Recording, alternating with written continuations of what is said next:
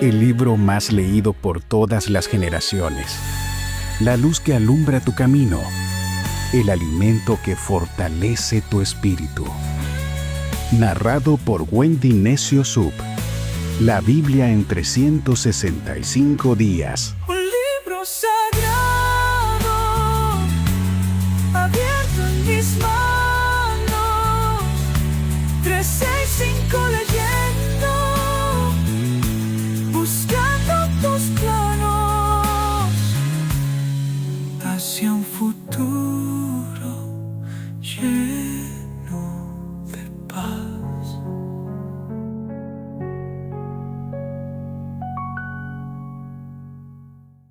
Bienvenidos a un nuevo episodio de La Biblia en 365 días. Hoy es el día 34 de esos 365. Estamos en el día 3 de febrero y hoy vamos a hablar sobre el Dios que nunca nos abandona. Leer la Biblia es como un viaje que nos lleva directo al corazón de Dios. Cada capítulo es una señal en el camino que nos recuerda su amor, su guía y su fidelidad. Él nunca nos deja solos. Aún en los momentos difíciles, Él sigue estando a nuestro lado. Hoy veremos cómo Dios peleó por su pueblo, los sostuvo en el desierto y les recordó que siempre estaría con ellos. Así como guió a Israel, Él también guía cada paso de nuestra vida. Las lecturas para el día de hoy las encontramos en Éxodo capítulo 17, a partir del verso 8 hasta el capítulo 19, verso 15. Mateo capítulo 22, desde el verso 34 hasta el capítulo 23, verso 12. Salmos capítulo 27, versos del 7 al 14. Y Proverbios capítulo 6, versos del 27 al 35. Oremos. Señor, queremos volver en amistad contigo. A veces nos alejamos, a veces nos distraemos con las preocupaciones de la vida, con todos los problemas que tenemos en nuestra mente, pero hoy queremos regresar a ti. Queremos caminar de tu mano, queremos confiar en tu amor, queremos recordar que nunca nos abandonas. Enséñanos a conocerte cada día más, enséñanos a depender de ti, enséñanos a descansar en tu fidelidad. Gracias porque tú siempre estás con nosotros. Gracias, Espíritu Santo, porque tú nos consuelas en nuestros momentos de dificultad. Hoy oramos en el nombre de Jesús. Amén. Comenzamos. Éxodo 17, 8. Mientras el pueblo de Israel aún se encontraba en Refidín, los guerreros de Amalec lo atacaron. Así que Moisés le ordenó a Josué: escoge algunos hombres para salir a pelear contra el ejército de Amalec. Mañana yo estaré en la cima de la colina sosteniendo la vara de Dios en mi mano. Josué hizo lo que Moisés le ordenó y peleó contra el ejército de Amalec.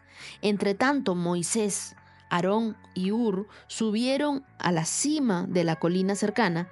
Mientras Moisés sostenía en alto la vara en su mano, los israelitas vencían. Pero cuando él bajaba la mano, dominaban los amalecitas. Pronto se cansaron tanto los brazos que ya no podía sostenerlos en alto. Así que Aarón y Hur le pusieron una piedra a Moisés para que se sentara. Y luego se pararon a cada lado de Moisés y le sostuvieron las manos en alto. Así se mantuvieron firmes hasta la puesta del sol. Como resultado, Josué aplastó al ejército de Amalec en la batalla.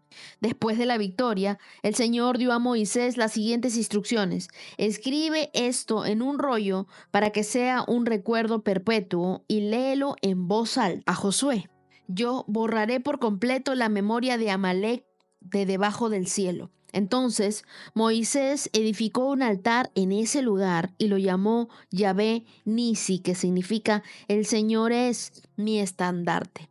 Dijo: por cuanto han levantado su puño contra el trono del Señor, ahora el Señor estará en guerra contra Amalec de generación en generación. Vemos aquí en Éxodo 17, versos del 8 al 16, la batalla contra Amalec. Y los amalecitas eran nietos de Esaú, una tribu nómada feroz que vivía en la región desértica del Mar Muerto. Ellos mataban por placer. Y se equivocaron, pues, porque el pueblo de Israel era un pueblo amado por Dios y Dios también los defendía. Es el primer momento de la historia donde aparece Josué en el verso 9 de Éxodo 17. Y aparece como el general del ejército. Y vemos en este pasaje que mientras Moisés sostenía en alto la vara en su mano, los israelitas vencían, pero cuando él bajaba la mano, dominaban los amalecitas. Entonces Aarón y Hur decidieron sostener los brazos de Moisés en alto para asegurar la victoria del pueblo de Israel. Nosotros también necesitamos levantar nuestros brazos en oración, porque las victorias espirituales se ganan de rodillas. Algo que he aprendido es que no podemos luchar solos. Necesitamos personas que nos sostengan en la fe, que sostengan nuestras manos en la fe, que oren por nosotros. Y miremos esto que es bien importante: la vida o la muerte, la victoria o la derrota, el éxito o el fracaso de Israel dependían de la oración de Moisés. Así que continúa con la oración. Mientras que Moisés oraba, Josué siguió peleando, él siguió actuando. Y cada quien tenía una función. Moisés oraba, Josué peleaba y Dios se encargaba de darles la victoria. Yo creo que que nosotros tenemos, esta comunidad de lectores de la Biblia, somos como Aarón y Hur para otros. Entonces, cuando alguien necesite oración, escríbelo en los comentarios. Cuando tú sientas que ya no tienes fuerzas, pero necesitas que alguien ore por ti, pongámonos de acuerdo entonces para orar los unos por los otros. Y recordemos que la oración del justo puede mucho. Vamos a ver milagros de la mano de Dios en cada una de nuestras peticiones. Oremos a Dios y digámosle: Señor, enséñame a depender de ti en mis batallas. Rodéame de personas que me ayuden a mantener mis manos levantadas en oración. Éxodo capítulo 18, verso 1. Jetro, el suegro de Moisés, el sacerdote de Madián, se enteró de todo lo que Dios había hecho por Moisés y por su pueblo, a los israelitas, y oyó particularmente cómo el Señor los había sacado de Egipto. Anteriormente, Moisés había enviado a su esposa Séfora y a sus 2 hijos de regreso a casa de Jetro. Él los había hospedado. El primer hijo de Moisés se llamaba Gersón, porque cuando el niño nació, Moisés dijo: ha sido un extranjero en tierra extraña. A su segundo hijo lo llamó Eliezer, porque dijo: el Dios de mis antepasados me ayudó y me rescató de la espada del faraón. Así que Jetro, el suegro de Moisés, fue a visitarlo al desierto y llevó consigo a la esposa, a los 2 hijos de Moisés, y llegaron cuando Moisés y el pueblo acampaba cerca del monte de Dios. Jetro le había enviado un mensaje a Moisés para avisarle: yo, tu suegro Jetro, vengo a verte junto con tu esposa y tus 2 hijos. Entonces Moisés salió a recibir a su suegro, se inclinó ante él y le dio un beso. Luego de preguntarse el uno al otro cómo les iba, entraron en la carpa de Moisés. Moisés le contó a su suegro todo lo que el Señor les había hecho al faraón y a los egipcios a favor de Israel. También le habló de todas las privaciones que habían sufrido a lo largo del camino y de cómo el Señor los había librado a su pueblo de las dificultades. Jetro se alegró mucho al oír de todo lo bien que el Señor había hecho por Israel al rescatarlo de las manos de los egipcios. Alabado sea el Señor, exclamó Jetro, pues los rescató de los egipcios y del faraón. Así es, rescató a Israel del poder de Egipto. Ahora sé que el Señor es más grande que todos los demás dioses, porque rescató a su pueblo de la opresión de los egipcios arrogantes. Luego, Jetro, el suegro de Moisés, presentó una ofrenda quemada y sacrificios ante Dios, y Aarón y todos los ancianos de Israel lo acompañaron a comer lo que fue ofrecido en sacrificio en presencia del Señor. Al día siguiente, Moisés se sentó para oír los pleitos que los israelitas tenían unos con otros, y el pueblo esperó a ser atendido delante de Moisés desde la mañana hasta la tarde. Cuando el suegro de Moisés vio todo lo que él hacía por el pueblo, le preguntó: ¿qué logras en realidad sentado aquí? ¿Por qué te esfuerzas en hacer todo el trabajo tú solo, mientras que el pueblo está de pie a tu alrededor desde la mañana hasta la tarde? Y Moisés contestó: porque el pueblo acude a mí en busca de resoluciones de parte de Dios, y cuando les surge un desacuerdo, ellos acuden a mí y yo soy quien resuelve los casos entre los que están en conflicto. Mantengo al pueblo informado de los decretos de Dios y les transmito sus instrucciones. No está bien lo que haces, exclamó el suegro de Moisés. Así acabarás agotado y también se agotará el pueblo. Esa tarea es una carga demasiado pesada para una sola persona. Ahora, escúchame y déjame darte un consejo y que Dios esté contigo. Tú debes seguir siendo el representante del pueblo ante Dios, presentándole los conflictos. Enséñale los decretos de Dios y transmítele sus instrucciones. Muéstrales cómo comportarse en la vida. Sin embargo, elige entre todo el pueblo a unos hombres con capacidad y honestidad, temerosos de Dios, que odien el soborno. Nombra a los jefes de mi grupo de 1,000, de 100, de 50, de 10 personas. Ellos tendrán que estar siempre disponibles para resolver los conflictos sencillos que surgen entre el pueblo, pero los casos más graves te los traerán a ti. Deja que los jefes juzguen los asuntos de menor importancia. Ellos te ayudarán a llevar la carga para que la tarea te resulte más fácil. Si sigues este consejo y si Dios así te lo ordena, serás capaz de soportar las presiones y la gente regresará a su casa en paz. Moisés escuchó el consejo de su suegro y siguió sus recomendaciones. Eligió hombres capaces dentro de todo Israel y nombró jefes del pueblo. Los puso a cargo de grupos de 1,000, de 100, de 50, de 10 personas. Estos hombres estaban siempre disponibles para resolver los conflictos sencillos de la gente. Los casos más graves los remitían a Moisés, pero ellos mismos se encargaban de los asuntos de menor importancia. Poco tiempo después, Moisés despidió a su suegro, quien regresó a su propia tierra. Éxodo 19. Exactamente 2 meses después de salir de Egipto, los israelitas llegaron al desierto de Sinaí, después de levantar campamento en Refidín, y llegaron al desierto de Sinaí y acamparon al pie del monte Sinaí. Entonces Moisés subió al monte para presentarse delante de Dios. El Señor lo llamó desde el monte y le dijo: comunica estas instrucciones a la familia de Jacob, anúncialas a los descendientes de Israel. Ustedes vieron lo que hice con los egipcios, saben cómo los llevé a ustedes sobre las alas de águila y los traje hacia mí. Ahora bien, si obedecen y cumplen mi pacto, ustedes serán mi tesoro especial entre todas las naciones de la tierra, porque toda la tierra me pertenece. Ustedes serán mi reino de sacerdotes, mi nación santa. Este es el mensaje que debes transmitir a los hijos de Israel. Entonces Moisés regresó del monte y llamó a los ancianos del pueblo y les comunicó todo lo que el Señor le había ordenado, y todo el pueblo respondió a una voz: haremos todo lo que el Señor ha ordenado. Entonces Moisés llevó al Señor la respuesta del pueblo. Y luego el Señor le dijo a Moisés: yo me presentaré ante ti en una densa nube para que el pueblo pueda oírme cuando hable contigo.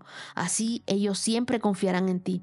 Moisés le dijo al Señor lo que el pueblo había dicho, y después el Señor le dijo a Moisés: desciende y prepara al pueblo para mi llegada. Conságralos hoy y mañana.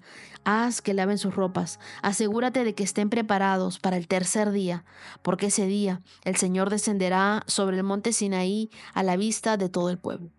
Marca un límite alrededor del monte y dile al pueblo esta advertencia: tengan cuidado, no suban al monte, ni siquiera toquen los límites. Cualquiera que toque el monte será ejecutado. Ninguna mano puede tocar a la persona o al animal que traspase el límite, sino que esa persona morirá apedreada o atravesada con flechas. Ellos tendrán que morir. Sin embargo, cuando se oiga un toque prolongado del cuerno del carnero, entonces el pueblo podrá subir al monte. Así que Moisés descendió a donde estaba el pueblo, consagró a la gente para la adoración, y ellos lavaron sus ropas y les dijo: prepárense para el tercer día y hasta entonces absténganse de tener relaciones sexuales. Vemos aquí en Éxodo, en el capítulo 18, versos del 8 al 11, que Moisés le cuenta a su suegro todo lo que había hecho, convenciéndolo de que Dios era más grande que cualquier otro Dios. Muchas veces a nosotros nos cuesta hablarle de Dios a nuestros familiares. Aún así, busquemos oportunidades para contarles lo que Dios hace en nuestras vidas, ya que nuestro testimonio podría tener una influencia importante en la vida de ellos. No calles tu voz. Habla a un familiar de lo que Dios está haciendo en tu vida. Y luego, en Éxodo 18, versos del 13 al 27, vemos cómo Jetro vio todo lo que Moisés hacía. Era mucho tiempo, era mucha energía. Moisés se la pasaba escuchando quejas de todo el pueblo, tanto que no se dedicaba a nada más. Entonces Jetro le sugiere, delega, no hagas todo tú solo. Jetro le da un sabio consejo y me encantan las preguntas que le hace. Le dice, ¿qué logras en realidad? ¿Por qué te esfuerzas en hacer todo el trabajo tú solo? Ahora yo quiero que tú imagines que Dios te pregunta a ti lo mismo. ¿Por qué te esfuerzas en hacer todo el trabajo tú solo? Y es que el liderazgo no se trata de hacerlo todo nosotros, sino de capacitar a otros para que hagamos el trabajo juntos, para que hagamos equipo. No puedes y no debes hacerlo todo tú solo porque te vas a desgastar. A veces pensamos que nadie lo va a hacer mejor que nosotros. Y nos cuesta delegar, nos cuesta soltar. Pero delegar no es debilidad. Pedir ayuda no es debilidad, es sabiduría. Jesús nos enseñó que Él tenía 12 discípulos y Él trabajaba en equipo. Cuando nosotros delegamos, no perdemos autoridad, multiplicamos nuestra efectividad. Entonces tenemos que aprender a confiar en otros y soltar. Enfocarnos en lo que Dios nos ha llamado a hacer y preguntarnos, ¿estoy cargando con cosas que debería compartir con otros? ¿Me estoy desgastando en esto que estoy tratando de hacer solo? ¿O puedo pedir ayuda? Mateo 22, 34. El amor antes que la religiosidad. En cuanto a los fariseos, oyeron que había silenciado a los saduceos con esa respuesta, se juntaron para interrogarlo nuevamente. Uno de ellos, experto en la ley religiosa, intentó tenderle una trampa con la siguiente pregunta. Maestro, ¿cuál es el mandamiento más importante en la ley de Moisés? Y Jesús contestó, ama al Señor tu Dios con todo tu corazón, con toda tu alma y con toda tu mente. Ese es el primer mandamiento y el más importante. Márcalo ahí en tu Biblia, el 37. Hay un segundo mandamiento que es igualmente importante. Ama a tu prójimo como a ti mismo. Toda la ley y las exigencias de los profetas se basan en estos dos mandamientos. Entonces, rodeado por los fariseos, Jesús les hizo una pregunta. ¿Qué piensan del Mesías? ¿De quién es hijo? Ellos contestaron, es hijo de David. Y Jesús les respondió, entonces, ¿por qué David, mientras hablaba bajo la inspiración del Espíritu Santo, llama al Mesías mi Señor? Pues David dijo, el Señor le dijo a mi Señor, siéntate en el lugar de honor a mi derecha hasta que humille a tus enemigos y los ponga por debajo de tus pies. Si David llamó al Mesías mi Señor, ¿cómo es posible que el Mesías sea su hijo? Nadie pudo responderle, y a partir de entonces ninguno se atrevió a hacerle más preguntas. Vemos en estos pasajes que amar a Dios no es una emoción, sino es una decisión que implica obediencia. El amor al prójimo es inseparable del amor a Dios. Entonces no podemos decir que le amamos si despreciamos a quienes nos rodean. Toda la ley se resume en el amor. Si no hay amor, no importa cuánto sepamos de la Biblia o cuán correctos parezcamos, no sirve. Si no hay amor, no sirve. Dios nunca nos preguntará cuántos versículos memorizaste, sino cuánto amaste a la gente que tenías a tu alrededor. En lugar de enfocarte en las reglas, en lugar de enfocarte en las doctrinas, pregúntate, ¿estoy amando a Dios con todo? ¿Amo a los demás con sinceridad? ¿Cómo puedo demostrar hoy el amor de Dios a otro? Mateo 23, verso 1. Entonces Jesús les dijo a las multitudes y a sus discípulos, los maestros de la ley religiosa y los fariseos son los intérpretes oficiales de la ley de Moisés. Por lo tanto, practiquen y obedezcan todo lo que les digan. Pero no sigan su ejemplo, pues ellos no hacen lo que enseñan. Aplastan a la gente bajo el peso de las exigencias religiosas insoportables y jamás mueven un dedo para aligerar la carga. Todo lo que hacen es para aparentar. En los brazos se ponen anchas cajas de oración con versículos de la Escritura y usan túnicas con borlas muy largas, y les encanta sentarse a la mesa principal en los banquetes y ocupar los asientos de honor en las sinagogas. Les encanta recibir saludos respetuosos cuando caminan por las plazas y que los llamen rabí. Pero ustedes no permitan que nadie los llame rabí, porque tienen un solo maestro y todos ustedes son hermanos por igual. Además, aquí en la tierra no se dirijan a nadie llamándolo Padre, porque solo Dios, que está en el cielo, es su Padre. Y no permitan que nadie los llame Maestro, porque ustedes tienen un solo Maestro, el Mesías. El más importante entre ustedes debe ser el sirviente de los demás, pero aquellos que se exaltan a sí mismos serán humillados, y los que se humillan a sí mismos serán exaltados. En Mateo 23, del 1 al 12, Jesús hace una advertencia contra la hipocresía y el orgullo espiritual, porque las tradiciones de los fariseos y sus aplicaciones de la ley llegaron a ser tan importantes para ellos como la ley de Dios. El problema era que ellos consideraban que las reglas hechas por el hombre estaban al mismo nivel que las leyes de Dios. Le decían a la gente que debían obedecer los reglamentos, pero ellos mismos no los cumplían. Entonces, en el capítulo 23, en el verso 3, Jesús les dice: no sigan su ejemplo. No hacen lo que enseñan. Los fariseos cumplían algunos reglamentos para que la gente pensara bien de ellos, pero no para honrar a Dios. Y es que no basta con enseñar la verdad. La verdad la tenemos que vivir. El verdadero liderazgo es servicio, no es título, no es reconocimiento, no es asientos en las primeras filas, no es aplausos. Grande en el reino es aquella persona que es humilde. Entonces, que tus acciones concuerden con lo que tú crees. Y en los versos 11 y 12, Dios nos recuerda que más importante es el que sirve. Porque Dios no está buscando títulos, Dios busca corazones dispuestos a servir. Que no te importe la opinión de los demás. No vivas de apariencias. No trates de aparentar algo que no eres. La grandeza en el reino no se mide por cuánto sabes, sino por cuánto sirves con amor. Salmos 27, del 7 al 14.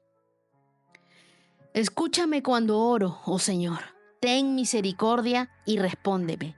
Mi corazón te ha oído decir: ven y conversa conmigo. Y mi corazón responde: aquí vengo, Señor. No me des la espalda, no rechaces a tu siervo con enojo. Tú siempre has sido mi ayudador. No me dejes ahora, no me abandones, oh Dios de mi salvación. Aunque mi padre y mi madre me abandonen, el Señor me mantendrá cerca. Enséñame cómo vivir, oh Señor. Guíame por el camino correcto, porque mis enemigos me esperan. No permitas que caiga en sus manos, pues me acusan de cosas que nunca hice. Cada vez que respiran, me amenazan con violencia. Sin embargo, yo confío en que veré la bondad del Señor mientras estoy aquí en la tierra de los vivientes. Espera con paciencia al Señor. Sé valiente y esforzado.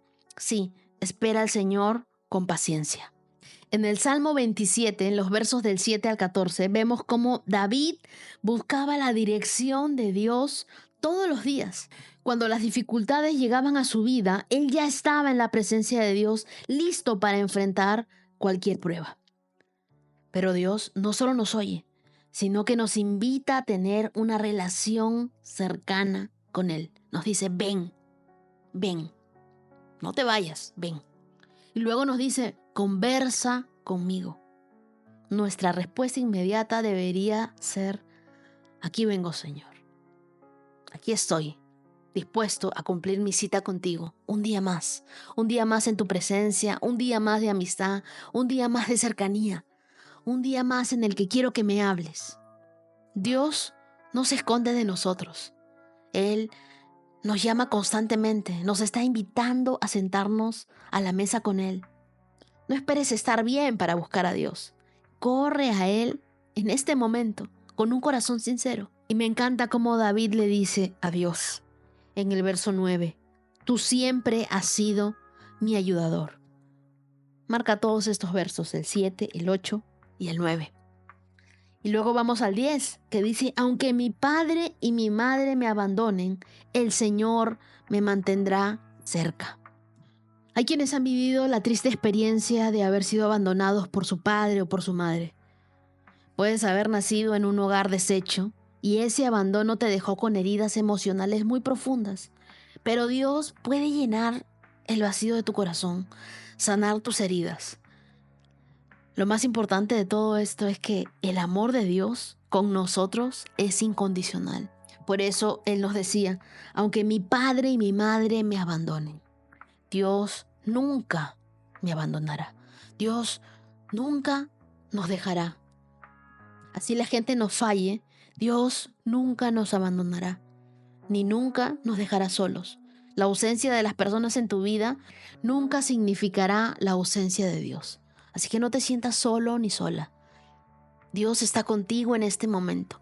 Así de real como tú escuchas mi voz, Dios está hablándote y Dios está contigo ahí presente. Él nunca te ha abandonado.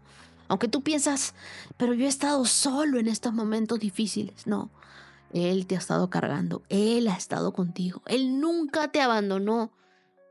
Aún cuando ese marido se fue de casa, aún cuando te dejaron, Él siempre ha estado contigo. Dios es el Dios que nunca nos abandona. Proverbios 6, del 27 al 35. ¿Acaso puede un hombre echarse fuego sobre las piernas sin quemarse la ropa? ¿Podrá caminar sobre carbones encendidos sin ampollarse los pies? Así le sucederá al hombre que duerme con la esposa de otro hombre. El que la abrace no quedará sin castigo. Tal vez haya excusas para un ladrón que roba porque se muere de hambre, pero si lo atrapan, deberá pagar 7 veces la cantidad que robó, aunque tenga que vender todo lo que hay en casa. Pero el hombre que comete adulterio es un necio total, porque se destruye a sí mismo. Será herido y deshonrado. Su vergüenza no se borrará jamás, pues el marido celoso de la mujer se enfurecerá y no tendrá misericordia cuando se cobre venganza. No aceptará ninguna clase de compensación, ni habrá suma de dinero que lo satisfaga. Y es que el fuego de la tentación quema. La infidelidad es como jugar con fuego. Inevitablemente habrá consecuencias. Nadie puede desobedecer a Dios y salir ileso. Si estás coqueteando con la tentación, detente. Para. Sal de ahí antes de que sea demasiado tarde. La fidelidad no es solo evitar el pecado, sino es huir de él. Pídele a Dios que te ayude a salir antes que el pecado te envuelva y que el pecado te atrape. Y es que la infidelidad nunca tiene justificación. Piensa en el costo de tus decisiones antes de actuar, porque el verso 32 dice que el que comete adulterio es un necio total. Va a traer vergüenza a tu vida, va a traer pérdida de confianza, heridas profundas. Pero ¿sabes qué? El arrepentimiento es la clave. La mejor manera de evitar el dolor del adulterio es nunca abrir la puerta a la tentación. Mi consejo para ti hoy es: cuida tu corazón, cuida tu mente, cuida tus acciones y así como José, huye de la tentación. Día 34, check. Continuamos el día de mañana para seguir aprendiendo más de la Biblia en 365 días. 365 con Dios, con Wendy Necio Sur.